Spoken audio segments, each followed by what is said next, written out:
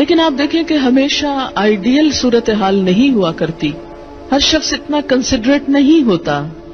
لیکن اللہ تعالیٰ نے عورت کو جہاں شوہر کو باہر کی مشقت دی نا، کتنی مشقت ہوتی ہے گرمی میں، دھوپ میں. مثلاً ہر شخص کا ایئر کنڈیشنڈ آفس تو نہیں ہے کہ وہ وہاں بیٹھ کے کام کر رہا ہے. بہت سے مرد سڑکوں پہ سڑکیں بنا رہے ہیں دھوپ میں کھڑے ہو کر، کچھ کھیتوں میں کام کر رہے ہیں، کٹائیاں کر رہے ہیں فصلوں کی، کوئی اور مکان بنا رہے ہیں، دھوپ میں کام کر رہے ہیں.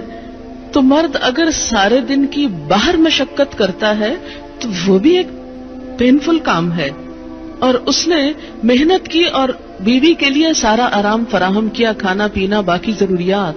اب اگر بیوی کو اس کا مطالبہ پورا کرنے میں تھوڑی تکلیف ہو رہی ہے تو کیا ہوا کہ موڈ نہیں ہے، دل نہیں مان رہا تو کیا ہوا، نہ صحیح. لیکن اس کے باوجود جو عورت یہ سمجھتی ہے کہ میں اپنے موڈ کے خلاف جا کر بھی اگر اپنے شوہر کو راضی کرتی ہوں تو یہ میرے رب کی رضا حاصل کرنے کا ایک ذریعہ ہے، تو آپ دیکھیں کہ یہ وہ چیز ہے جس کا صلہ آپ کو اللہ دنیا میں دے دے گا، کیونکہ آپ یہاں صرف شوہر کی نہیں اللہ کی بھی اطاعت کر رہی ہیں. کیونکہ ایک مسلمان عورت کو اس کے رب نے یہ حکم دیا ہے. اور اس میں وہ حدیث آپ نے سن رکھی ہوگی اور عورتوں کو سنانے میں بڑی مشکل پیش آتی ہے مجھے ہمیشہ، اور عورتیں ایک دم اوفینڈ ہونے لگتی ہیں. لیکن بات یہ ہے کہ چونکہ اللہ کے رسول صلی اللہ علیہ وسلم نے فرمایا ہے اور ہم ان کا نام سن سن کے روتے ہیں محبت میں اور نعتیں سن سن کے جھومتے ہیں، تو یہ حکم بھی آپ کا مان لینا چاہیے اور اس حدیث کو بھی سن لینا چاہیے اتنی ہی خوشی سے جتنی خوشی سے ایک نعت سنتے ہیں. نبی صلی اللہ علیہ وسلم نے فرمایا جب مرد اپنی بیوی کو اپنے بستر پر بلائے اور وہ نہ آئے تو صبح تک فرشتے اس پر لعنت کرتے ہیں. بخاری کی روایت ہے کتاب النکاح. ٹھیک ہے اس میں کہ اگر بیوی بیمار ہے یا اسے کوئی ایسی تکلیف ہے یا کوئی جینون ریزن ہے تو اس میں اللہ تعالیٰ اتنے بے رحم نہیں ہے کہ وہ دیکھ رہے ہیں کہ ایک عورت بخار میں پڑی ہے اور اس کا شوہر اس سے مطالبہ کر رہا ہے اور عورت نے نہیں مانا تو اس پہ لعنت بھجوانی شروع کر دی جائے. نہیں، یہاں ایک نارمل حالات کی بات ہے.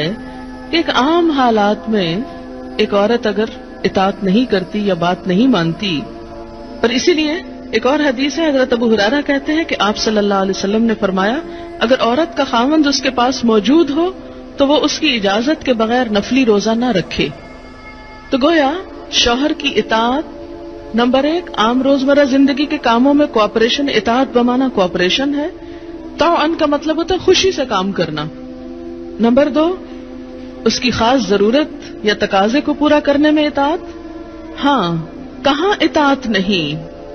جب وہ کوئی حرام کام کرنے کو کہے، جب وہ کوئی ناجائز کام کرنے کو کہے، جب وہ اللہ اور اس کے رسول صلی اللہ علیہ وسلم کی مرضی کے خلاف کام کرنے کو کہے. لا طاعت لمخلوق فی معصیت الخالق. مخلوق کی اطاعت جائز نہیں خالق کی نافرمانی میں.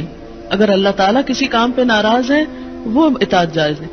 بہت سی خواتین کو دیکھا ہے جہاں اللہ کی نافرمانی ہو رہی ہے وہاں تو شوہر کی بات بھاگ بھاگ کے مانی جا رہی ہے، اس لیے کہ وہ اپنے نفس کے مطابق ہے نا. آپ سب جانتے ہیں کہاں کہاں. لیکن جہاں شوہر کی اطاعت اللہ کی رضا کے مطابق ہے لیکن ہماری رضا کے خلاف ہے تو پھر ہم وہاں نہیں بات مانتے. تو بسا اوقات ہم بظاہر اللہ کی رضا کا لیبل تو لگاتے ہیں، ہوتی اندر سے اپنے نفس کی اطاعت ہے. اور بعض اوقات شوہر کی اطاعت کا لیبل لگاتے ہیں لیکن وہاں بھی اصل میں نفس کی اطاعت ہوتی ہے کہ ہمارا اپنا دل وہی چاہ رہا ہوتا ہے جو شوہر چاہتا ہے اس وقت. بعض اوقات کئی غلط کام شوہر چاہتے ہیں نا کہ بیوی کرے، ہم خود بھی وہ چاہ رہے ہوتے ہیں ساتھ، اس لیے آڑ لے لیتے ہیں جی شوہر نہیں مانتے. مثلا سر ڈھکنا شوہر کو پسند نہیں، کیا کریں، اب شوہر کی اطاعت بھی تو اللہ ہی نے کہا ہے.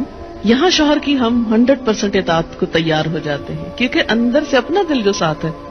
لیکن جب رات کو شوہر بلائے تو وہاں اپنا دل نہیں، لہٰذا چاہے اللہ تعالیٰ کتنا ہی فرمائے سب اطاعت بھول جاتے ہیں. ویڈیو اچھی لگی ہو تو ہمارے چینل کو سبسکرائب کریں اور اس ویڈیو کو زیادہ سے زیادہ شیئر کریں، لائک کریں، کمنٹ کریں.